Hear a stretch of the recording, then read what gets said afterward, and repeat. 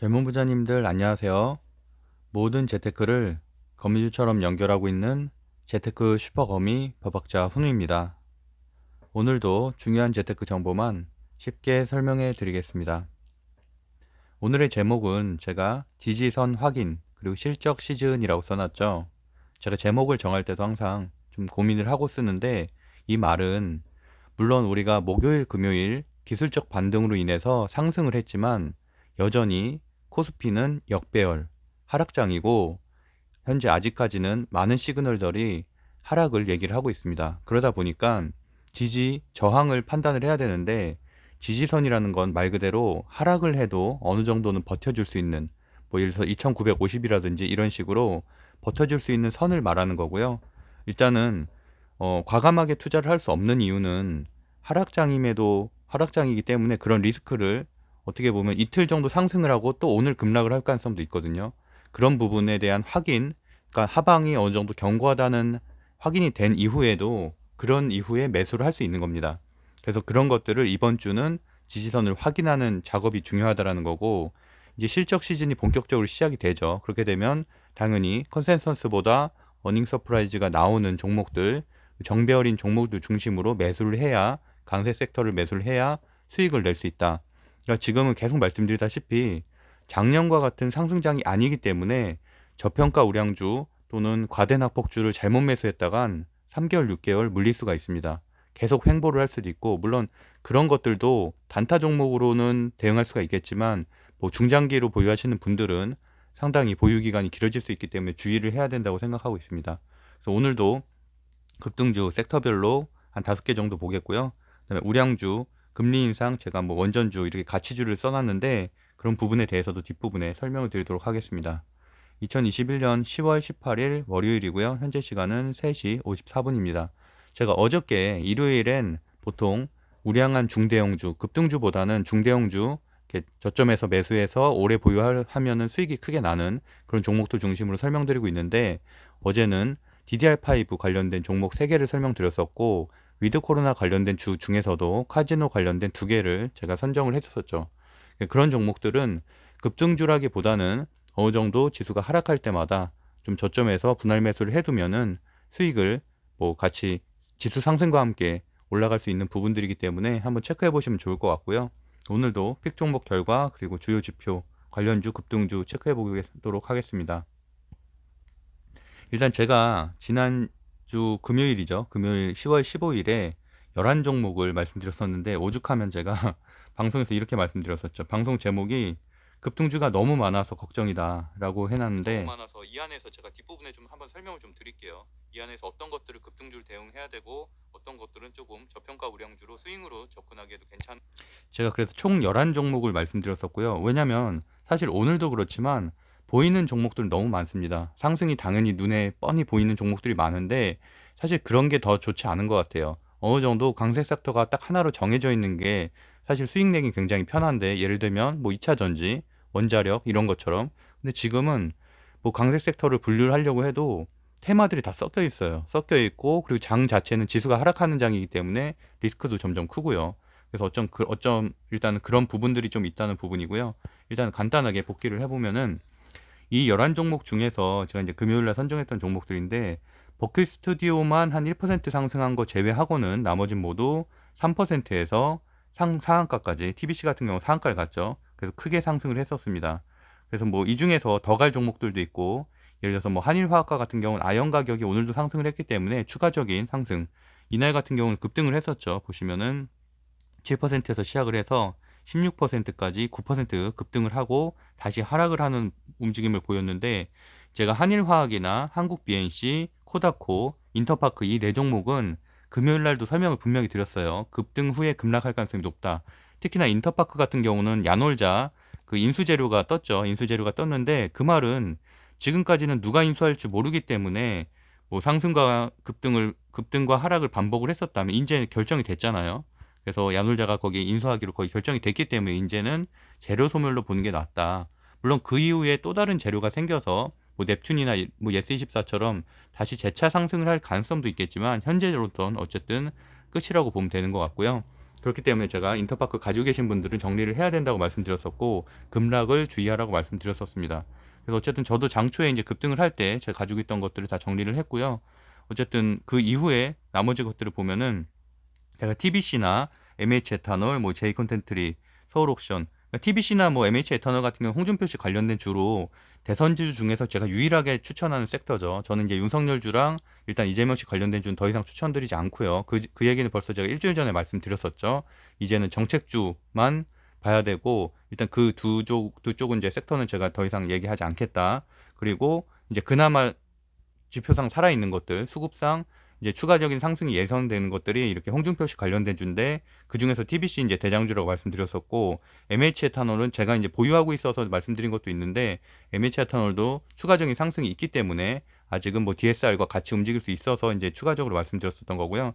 TBC는 보시는 것처럼 뭐 당연히 급등을 해서 상한가를 갔고요. 3%에서 시작해서 29% 상한가를 갔기 때문에 거의 젊은 부자들 주식방에서도 뭐 10% 이상 수익 낸 분들도 꽤 있었고, MH 에탄올도 보시는 것처럼 뭐 한 6%, 4% 정도 상승이 했었죠. 그래서 저가도 한번 떨어졌다가 다시 올라갔기 때문에 한 4% 정도 상승률이 있었고요.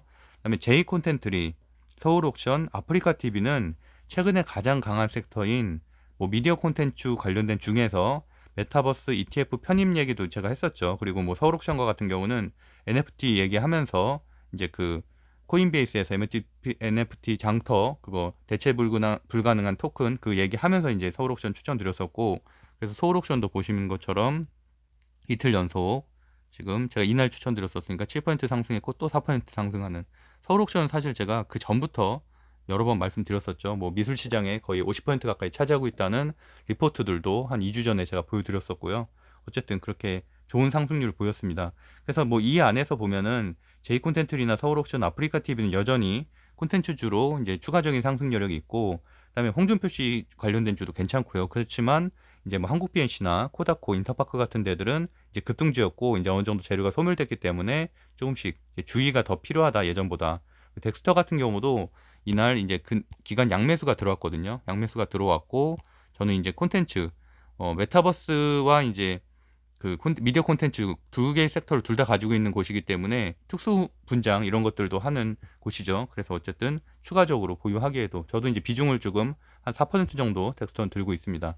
버킷 스튜디오 같은 경우 좀 더 흐름을 좀 지켜봐야 될 것 같아요. 왜냐하면 쇼박스나 버킷 스튜디오, 지금 스튜디오 산타크로스 같은 경우는 오징어 게임주가 벌써 3주 됐어요. 3주 급등한 지가 벌써 웬만한 주식들은 다 100% 이상 올랐기 때문에 이제 거의 끝물이거든요. 그렇기 때문에 뭐 메타버스 ETF가 편입된 이런 메타버스나 게임주 쪽으로 넘어가고 있는 거고요. 그래서 그런 흐름들을 파악하는 게 훨씬 더 중요하다고 보고 있습니다. 그래서 물론 뭐 종목을 제가 매일 말씀드리고 있지만 그 종목보다 더 중요한 거는 이렇게 흐름을 파악하는 겁니다. 그리고 제가 메타버스 ETF에 대한 얘기를 목요일 날 방송으로 말씀드렸었죠. 그래서 여기에 편입된 종목들, 특히나 하이브가 비중이 굉장히 높게 편입이 됐기 때문에, 하이브가 사실 조정을 되게 오래 겪었거든요. 거의 4개월 가까이 겪었는데, 저도 하이브 4개월 갖고 있으면서 되게 고생을 많이 했어요. 근데 이제 이번에 12%, 이틀 동안 12%가 급등을 했죠. 그러면서 이제 저도 수익권으로 돌아섰습니다. 주요 지표 해서 강세 섹터 볼게요. 일단 확진자 수는 1420명이고요. 일단 오늘의 확진자 수는 1000명대인데, 제가 뭐 항상 말씀드렸다시피 일요일 확진자 수는 큰 의미가 없다고 말씀드렸죠. 수목이 더 중요하다고 말씀드렸지만, 어쨌든 현재 제일 중요한 건 이거죠. 뭐 이번 주 안에 70% 완전 접종자가 70% 되기 때문에 11월 초 위드 코로나는 뭐 의심의 여지가 없는 부분이고요. 오늘부터는 어린이집도 다시 개원을 하기로 했죠. 써 있는 것처럼 10월 사회적 거리두기 오늘부터 이제 시행이 되고, 어쨌든 수도권은 4단계지만 이제 비수도권 3단계 한다는 거고, 8명까지도 모일 수가 있다. 4단계임에도 불구하고. 그래서 저도 뭐 강연이나 이런 것들도 정상적으로 다 진행을 하고 있고요. 그리고 이제 코스피, 코스닥 이제 뭐 금요일은 나쁘진 않았는데, 이제 어쨌든 금요일 미국장이 다우존스 1% 상승, 나스닥 0.5% 상승을 했잖아요. 아무래도 국채금리 상승 부분 때문에 나스닥이 조금 하락한 부분은 있고, 그럼에도 불구하고 유럽 증시도 올라갔고 미국 증시가 올라갔지만, 문제는 지수 차트를 살펴보면은 한국 차트하고 미국 차트는 다르다는 얘기예요. 미국 차트는 지금 다우존스가 상당히 강해요. 다우존스가 거의 신고가를 앞두고 있는데, 우리나라는 코스피가 다우존스와 비견되는 곳은 코스피잖아요. 대형주들이 있는. 근데 코스피는 지금 현재 역배열이고 뭐 60일선, 120일선, 200원선까지 다 깨진 상태이기 때문에 분명히 상황은 다르다는 거예요. 그래서 미국장이 상승했다고 해서 반드시 우리나라가 물론 갭상승으로 출발할 수는 있겠지만 오후장 들어서 빠질 가능성도 높다. 그래서 항상 거기 그런 부분을 생각하셔야 된다는 거고요. 대만 각권 지수도 한 2%대 큰 상승을 했었습니다. 이런 것들은 긍정적인 부분이죠. 필라델피아 반도체 지수 이제 금요일에 0.70% 상승, 이런 것들도 물론 하이닉스가 6%대 상승을 한 거는 상당히 고무적이긴 한데, 이게 차트적으로 기술적으로 봤을 때 뭐 추세 전환이 돼서 뭐 정배열적으로 추세 전환이 되고 있는 상황이면 상당히 너무 좋은 건데, 아직까지는 그거보다는 그냥 과대낙폭에 따른 기술적 반등에 불과하다라고 해석하는 게 현재로서는 좀 더 합리적인 것 같고, 그 말은 무슨 말이냐면 6% 상승을 했지만 다시 하락할 가능성이 있다는 거죠. 그만큼까지는 아니겠지만 뭐 2, 3%라도 하락을 했다가 다시 이제 횡보하다가 다시 상승하는 그런 움직임으로 보일 가능성이 높고, 그나마 이제 이 중에서 이렇게 보면은 필라델피아 반도체 지수를 구성하고 있는 종목들이 미국도 이제 실적 시즌이다 보니까 미국의 이제 피어 그룹들이 실적이 잘 나오게 되면 당연히 삼성전자, 하이닉스, 또 제가 일요일에 소개했었던 소부장 그 반도체 기업들 중심으로 당연히 수급이 들어올 수는 있겠죠.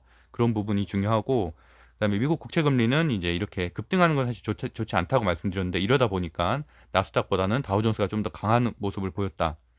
일단 가장 좋은 거는 일단 환율이 지금 3거래일째 하락을 하고 있다는 건데, 사실은 기관에서 방어를 한다는 그런 표현을 썼었죠. 지금 한국 정부에서 환율이 급등에 따라서 되게 부담감을 느끼고 있기 때문에.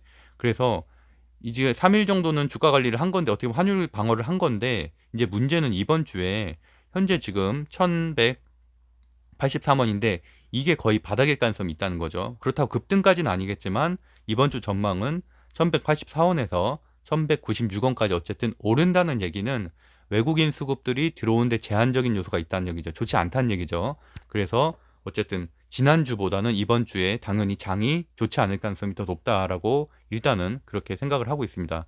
여기 써 있는 것처럼 환율이 어느 정도 내려왔기 때문에 달러화를 저가 매수하려는 세력들이 들어올 수 있어서, 그렇게 되면은 환율이 반등할 여지가 있다. 그러니까 이러한 전체적인 흐름을 파악하는 게 종목보다 더 중요하다고 생각하고 있습니다. 왜냐하면 지금은 상승장이 아니기 때문에. 상승장이면 사실 종목을 공부하는 게 훨씬 더 중요하지만, 상승장이 아닐 때는 이런 전체적인 흐름을 파악하는 게 더 중요하다고 보고 있습니다. 그렇기 때문에 제가 뒷부분에서 뭐 금융주, 보험주까지도 말씀을 좀 드리려는 거고요. 금리 인상이 11월 달이 된다는 거, 11월 달에 테이퍼링, 그리고 내년에 금리 인상이 된다는 건 확정적이기 때문에 거기에 따른 수혜주들을 이제 좀씩 보유를 하고 있어야 된다, 이 말이고요. 공포지수 제가 계속 체크하는데, 공포지수 이렇게 마이너스 3%인 거는 좋은 일이죠. 좋은 일이지만 어쨌든 그럼에도 불구하고 이렇게 유가도 높고 인플레이션 우려 여전하고요. 원자재 가격 굉장히 높고, 그러다 보니까 시장 자체, 글로벌 시장 자체가 전체적으로 불안한 건 맞다. 보시면은 이렇게 유가가 올라가고 있다. 그러니까 결국에는 천연가스의 급등, 유가의 급등, 이런 것들은 원전 관련된 주까지도 연결을 지어서 생각하셔야 돼요. 왜냐면 원전 관련된 주가 상승하게 된 게 중국의 전력난, 그리고 천연가스 유럽의 급등, 러시아에서 또 천연가스 지금 제어하고 있죠. 이런 전체적인 어떻게 보면 에너지에 대한 글로벌 패권 싸움이 시작이 된 거거든요. 그러다 보니까 우리나라도 사실은 뭐 아직까지는 탄소 중립을 외치지만 탄소 중립을 하는데 특별히 대체할 만한 게 없잖아요. 뭐 그렇다고 우리가 수소를 잘하는 것도 아니고 풍력을 잘하는 것도 아니고 태양열이 아직도 되게 미미하고, 그러다 보니까 결국에는 가장 그래도 효율이 좋은 거는 원자력밖에 없다. 그렇기 때문에 SMR 뭐 소형 원자로 중심으로 지금 프랑스도 다시 선언을 했고요. 소형 원자로 키우겠다고. 그렇기 때문에 지금 원전 관련된 주가 대장주로 올라서고 있는 거죠. 그런 흐름도 파악하셔야 되고, 금속도 아연, 알루미늄 제가 매일 가격 체크하고 있죠. 아연이 최고가예요. 지금 10년 새 최고가인데, 그러다 보니까 고려아연, 아까 말한 한일화학 이런 것들이 상승을 했던 거고요. 알루미늄도 제가 조일 알루미늄부터 세 군데 계속 체크를 해드리고 있죠. 그런 것들이 당연히 알루미늄 가격이 올라가면 급등을 할 수밖에 없는 구조고요. 천연가스는 한 4% 정도 하락은 하긴 했지만 여전히 높은 가격이다. 이런 흐름도 매일 체크해드리고 있고요. 지수는 보시는 것처럼 계속 낮은 상태잖아요. 뭐 물론 기술적 반등 3일 너무 좋죠. 너무 좋고 다행이지만, 그래서 3천선은 회복했지만 한계는 있을 것이다. 이게 쭉쭉 올라가는 게 아니라 어쨌든 지금 3050이 저항선이잖아요. 보시면은 있는 것처럼 20일 이동 평균선인데 거기에 부딪힐 가능성이 높다. 거기를 터치할 수도 있고 터치를 못하고 내려올 가능성이 일단은 높다고 보고 있고, 횡보를 하다가 점차 실적 시즌이 좋게 나오면은 뭐 그때 그런 모멘텀으로 올라갈 수는 있겠죠. 또 이제 기관 매수가 많이 들어오고 있다는 건 긍정적이긴 하지만, 기관 매수는 사실 뭐 연기금 중심으로 들어오는 게 중요한 거고요. 그 기관 수급들도 각 종목에 살펴보실 때 투신이나 이런 곳에 들어오는 것보다는 금융투자에서 들어오는 것보다는 당연히 연기금 중심으로 매수를 보셔야 됩니다. 그리고 이제 환율을 어쨌든 방어해서 하락한 거고 그로 인해서 3거래일 동안 상승을 한 거라고 연간지어서 해석할 수 있고 하지만 여전히 역배열이기 때문에 지지선을 분명히 확인을 해야지 적극적인 매수를 할 수가 있다. 그게 아니면 단타 데이 트레이닝밖에는 하기 어려운 장이다라고 보고 있습니다. 비트코인 현재 가격 너무 올라갔죠. 7,500만 원 정도 지금 지지선인데 그러다 보니까 이런 것들에 대한 수급도 사실은 증권 시장에서 어느 정도 빠져나가는 경향이 있어서 사실 주식 자체는 별로 좋지는 않고 이 관련된 두나무 관련된 주는 제가 뭐 5월 달에 워낙 많이 소개했던 곳들이죠. 하나투자증권, 뭐 우리기술투자, AB 인베스터먼트 뭐 이런 데 다 지금 급등을 했죠. 뭐 우리기술투자는 아마 금요일 날 20% 정도 상승한 걸로 알고 있어요. 근데 오늘 같은 경우는 이렇게 또 급등은 아니잖아요. 그리고 사실 보시는 것처럼 비트코인만 오르고 있어요. 다른 데 뭐 이더리움, 리플, 도지코인 이런 데는 다 그냥 약세고 보합 정도, 조정 정도고 비트코인이 그래도 다른 데보다 훨씬 더 급등하고 있기 때문에 예전만큼 호황장은 아니다. 코인이. 왜냐하면 일단 알트코인 자체는 그렇게 못 올라가고 있기 때문에 많이 정리가 또 됐고요. 그리고 중요한 뉴스 한번 볼게요. 일단 반도체. 그래서 3거래일 동안은 삼성전자, 하이닉스가 반등은 했지만 이게 그렇다고 해서 추세 전환이나 업황이 좋아진 건 아니잖아요, 분명히. 지금 피크아웃에 대한 논란은 계속 있기 때문에 특히나 금요일자 증권사 목표가가 줄줄이 다 삼성전자, 하이닉스를 하향 조정을 했습니다. 굉장히 좋지 않은 거죠. 그렇기 때문에 제가 DDR5 관련된 종목들도 무조건 사야 된다는 게 아니라 어느 정도 이렇게 대장주들이 빠지게 되면 같이 빠지거든요. 같이 빠졌을 때 저점에서 좀 매수를 해두면은 움직일 때는 훨씬 더 변동성 크게 큰 상승이 있기 때문에 말씀드렸던 거고요. 써 있는 것처럼 내년 1분기 디램 가격의 동향을 확인하기 전까지는 좀 보수적인 접근이 바람직하다. 이런 것들은 이제 기관 투자자들이 그렇게 보수적으로 접근할 가능성이 있다는 거고 중국에서 시장 진입이 랜드 가격 하락 속도를 가속할 것이다. 그러니까 아직까지는 내년 2, 3분기 전까지는 반도체 업황에 대해서는 좋게 보고 있지 않다라고 해석하면 되시고요. 여기에 근데 그나마 다행인 거는 10월 15일자로 뉴스에 반도체 특별법을 이제 여당에서 발의를 하기로 했다. 당연히 반도체에 대한 세제 혜택, 그다음에 지원을 하겠다는 거니까 이런 것들은 예전에 반도체 클러스터와 함께 좋은 것들이죠. 좋은 재료들이죠. 그리고 이제 뭐 삼성전자가 DRAM 쪽으로 이제 뭐 더 신성장 동력을 가동하겠다고 한 그런 뉴스들과 함께 더불어서 보시면 될 것 같고요. 그렇기 때문에 이런 것들은 좀 빠졌을 때마다 저점에서 매수를 해놓으시는 게 좋고 여기 써 있는 것처럼 15일자에서 핵심 전략 산업 특별법으로 확대 제정하기로 했다. 반도체를. 그래서 반도체 쪽에 세제 혜택이나 이런 걸 주기로 했다. 일단 가장 중요한 건 필라델피아 반도체 지수죠. 그러니까 결국엔 피어 그룹들의 흐름, 주가 흐름이 필요한데 현재 보시는 것처럼 아직까지는 역배열 상태고요. 그래서 이제 뭐 양봉이 몇 개 좀 나와주고 상승세가 좀 있다면은 그렇게 되면은 아무래도 뭐 정배열 추세 전환 할 수도 있으니까 그런 것들은 좀 지켜봐야 되고 현재는 어쨌든 이렇게 최근에 한 2주간의 큰 하락으로 좋지는 않은 차트다라고 보시면 됩니다. 삼성전자 말씀드렸던 것처럼 디램 양산 하겠다는 내용 그렇기 때문에 DDR5 관련된 종목들 왜냐면 반도체 관련된 종목이 거의 뭐 100개 이상 되잖아요. 지금 코스피 코스닥에 그중에서 DDR5 관련된 거를 중심으로 보셔야 된다. 그래서 어저께 정리해드렸었죠. 뭐 대덕전자를 비롯해서 제가 리포트하고 같이 말씀드렸으니까 필요하신 분들은 어제 방송 보시면 될 것 같고요. 알루미늄, 아연, 철강 계속 제가 가격 체크하는 것처럼 뭐 이런 것들이 급등을 하기 때문에 이렇게 상승했다는 건데 아까 말씀드린 한일화학이라든지 고려아연 같은 경우는 오늘도 뭐 추가 상승할 여력이 있는데 워낙 뭐 주당 가격이 비싸기 때문에 사실은 뭐 이렇게 주린이 분들이 매수하기에는 좀 비싸죠. 아무래도 가격 저항감이 좀 있죠. 그런 부분이 있고 아연 가격이 크게 상승했다는 얘기고 아까 알루미늄도 제가 한 2주 전부터 계속 말씀드리고 있잖아요. 그러다 보니까 사마알루미늄, 조일알루미늄, PJ메탈이 이렇게 큰 상승을 했다. 근데 여전히 알루미늄 고가를 행진을 하고 있어서 또 알루미늄 같은 경우는 전기차에도 핵심 부품 중에 하나죠. 그러다 보니까 그 재료랑도 연결이 돼서 전장 쪽으로 돼서 계속 상승하고 있다. 그래서 뭐 조정이 좀 크게 올 때마다 매수를 해놓으면 정배열이 깨지지 않는 상태에서는 충분히 매수해도 뭐 단기 수익을 낼 수가 있다라고 보고 있습니다. 그래서 보시는 것처럼 사마알루미늄, 조일알루미늄, PJ메탈 정도까지 상위권에 있는 것만 보시면 될 것 같고요. 그다음에 글로벌 위기 제가 말씀드린 것처럼 현재는 어쨌든 그나마 가장 강한 섹터가 물론 뭐 엔터주, 메타버스도 강하긴 한데 더 강한 섹터는 어쨌든 금요일에는 원전주였죠. 그래서 천연가스 가격 폭등, 프랑스 뭐 이런 2030 대책 이런 것들을 발표를 하면서 원전주가 마크롱 대통령이 발표를 했잖아요. 지난주 목요일에. 그래서 이걸로 인해서 다시 이제 원전주들이 상승세로 돌아섰는데, 그래서 SMR 관련된 주식들 제가 다 정리를 해드렸었고, 그래서 러시아로부터 천연가스 공급에 차질이 생기면 큰 타격이 받을 수밖에 없는 구조다. 그래서 뭐 푸틴이 안 하겠다고 하긴 했는데, 이런 뉴스들도 그래도 장초에는 한번 체크를 해보는 게 좋죠. 당연히 천연가스라는 키워드를 넣어보면 뜨는 기사들이 있으니까. 그래서 항상 장 시작하기 전에, 왜냐면 내가 보유하고 있는 종목들이 급락하거나 급등할 수가 있으니까, 원전 관련된 주들 중에서는 차트상으로나 뭐 거래량이나 이런 게 가장 좋은 거는 뭐 일진파워, 서정기전, 보성 파워텍 정도. 그래서 이 세 종목은 추가적인 상승이 기대되고 있고요. 그다음에 남북 경영주까지도 봐야 되죠. 왜냐하면 송전, 전기 관련된 주들은 원전이랑도 이렇게 연결이 되기 때문에 이런 선두전기, 일진전기, 광명전기까지도 한번 체크를 해보시면 좋을 것 같습니다. 이곳은 전기 관련된 주기 때문에 원전 설비와도 관련이 되면서 남북 경협주 이슈까지 같이 있죠. 그러니까 테마를 두 개 다 가진 거죠. 그래서 큰 상승은 아니지만 이렇게 꾸준하게 5%에서 한 3%대로 지속적으로 상승을 하고 있습니다. 그리고 아까 말씀드린 대로 대형 반도체가 이렇게 약하기 때문에 보시면은 대덕전자, 아비코전자, 뭐 해성DS 이런 약간 DDR5 관련된 종목 중심으로 이쪽 섹터는 사실 다 좋긴 한데, 심텍도 제가 예전에 추천 많이 했던 곳이고 추천 이후에 한 30% 정도 상승을 했었죠, 7월 달에. 근데 이제 지금 현재 심텍이 좀 많이 올랐어요. 많이 올라서 그거보다는 이제 덜 오른 대덕전자 또는 변동성이 좋은 아비코전자, 그다음에 차트가 굉장히 좋은 해성DS 이 정도를 보시는 게 더 나을 것 같습니다.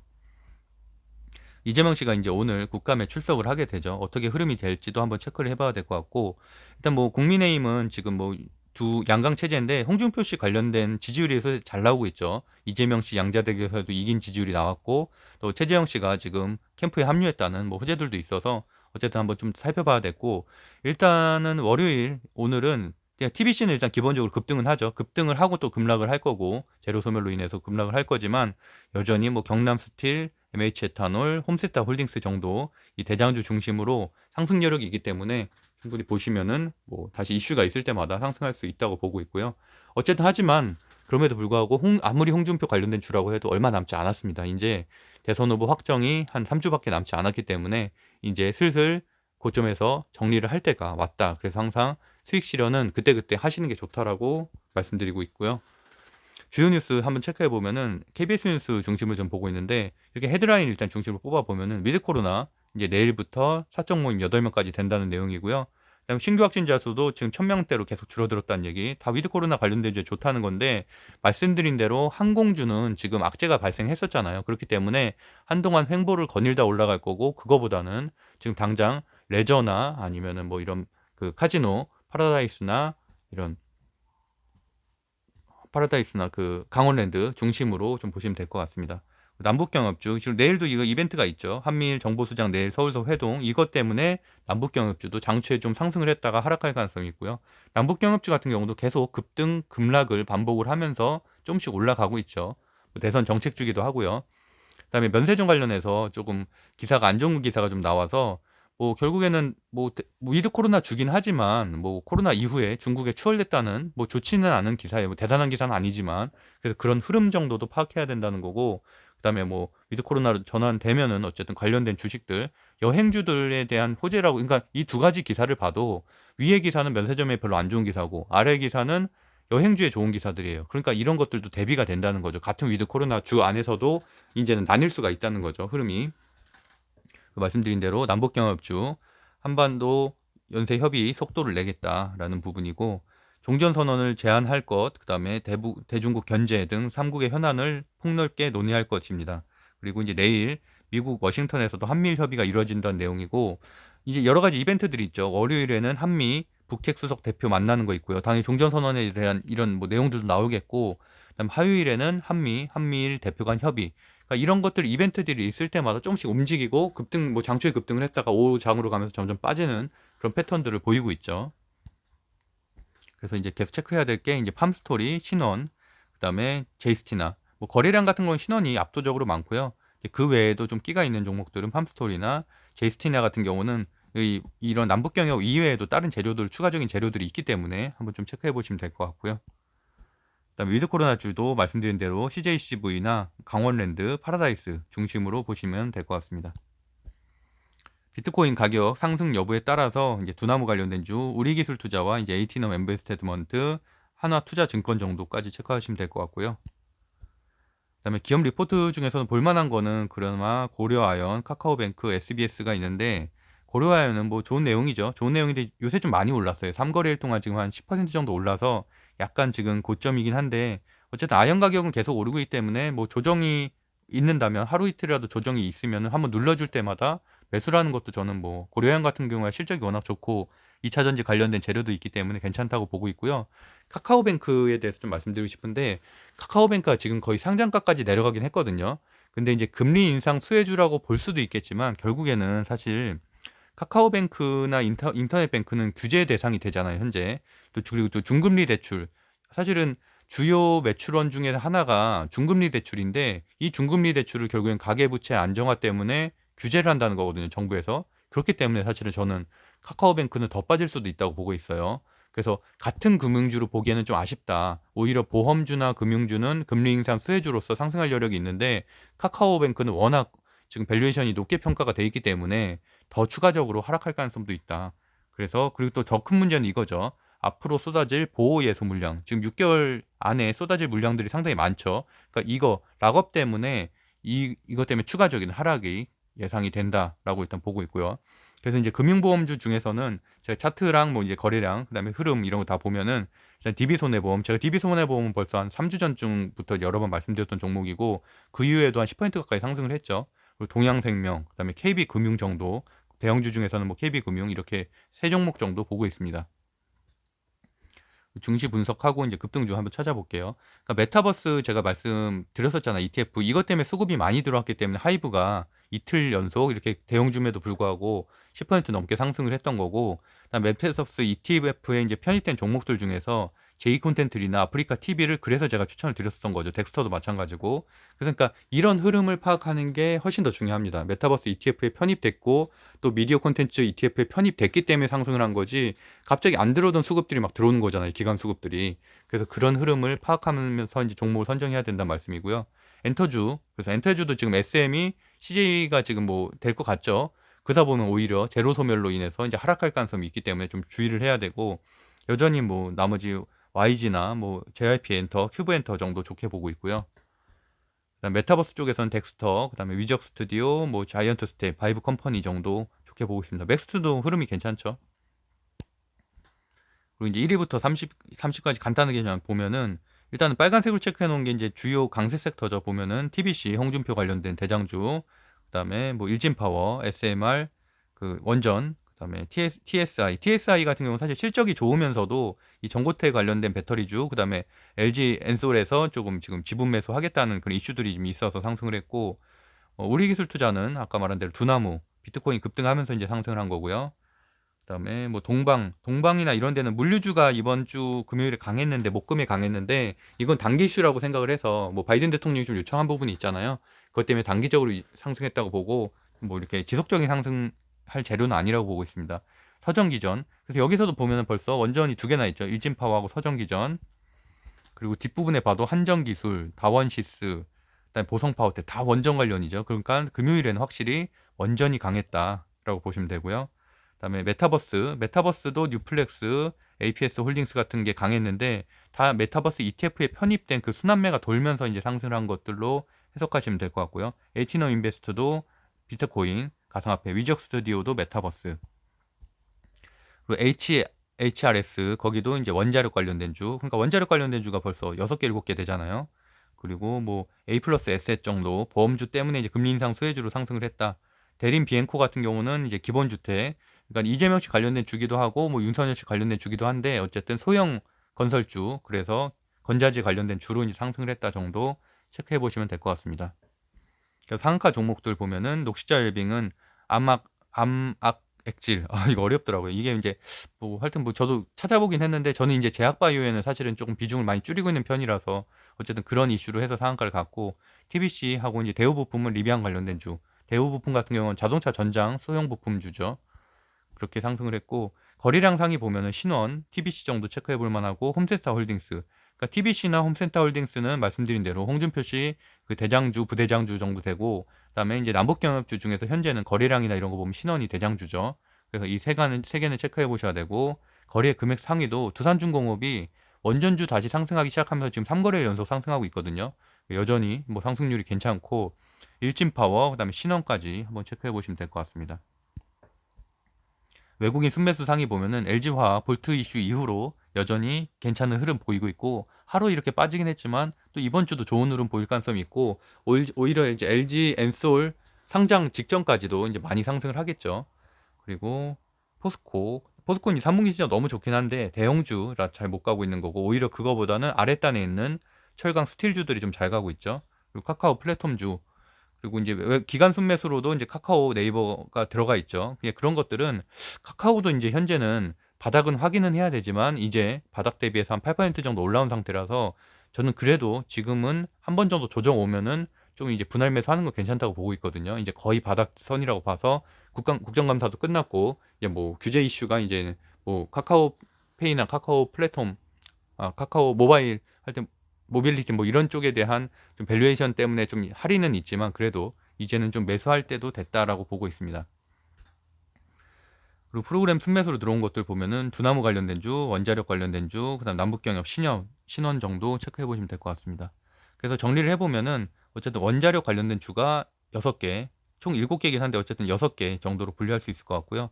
물류 배송 4개, 메타버스 3개인데 이 중에서는 확실히 이제 원자력이 강했고, 이번 주에도 더 이런 추가적인, 물론 조정은 겪을 수 있겠지만 그래도 추가적인 상향이 예상이 되고 있습니다. 그래서 오늘의 관점 정리해 보면은 현재 이제 금요일은 미국 증시, 유럽 증시이 상승 마감을 했고 환율은 하락했지만 그래도 여전히 코스피 역배열이고 반대 매매 물량도 장초에 잘 나오고 있고요. 환율 상승이 이번 주에 될 가능성이 높다. 그렇기 때문에 이번 주 장은 횡보 내지는 소폭 조정될 가능성이 높다고 보고 있고, 그럼에도 불구하고 여전히 콘텐츠, 원자력, 홍준표씨 관련된 주가 강세 섹터로서 보이고 있고, 뭐 저평가 우량주나 실적주 중심으로 볼 때는 당연히 정배열이면서 3분기 실적, 2022년 실적이 기대되는 곳들 중심으로 매수하면은 뭐 좋은 결과 낼 수 있을 것 같습니다.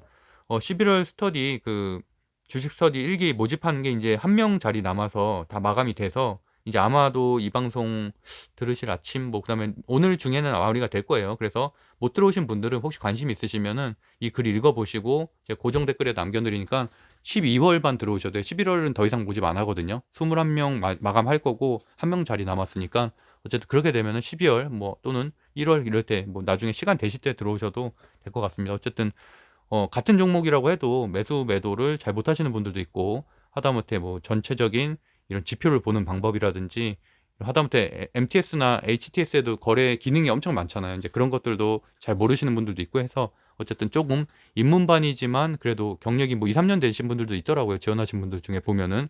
그래서 어쨌든 투자 마인드에 대해서도 다시 한번 생각하는 계기가 됐으면 좋겠습니다.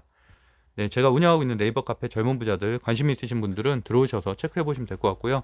오늘도 행복한 하루 보내시고 좋은 수익 내실 수 있으면 좋겠습니다. 계속 말씀드렸다시피 하락장인 거에는 분명하니까 항상 매수는 좀 보수적으로 신중하게 생각하셨으면 좋겠습니다. 감사합니다.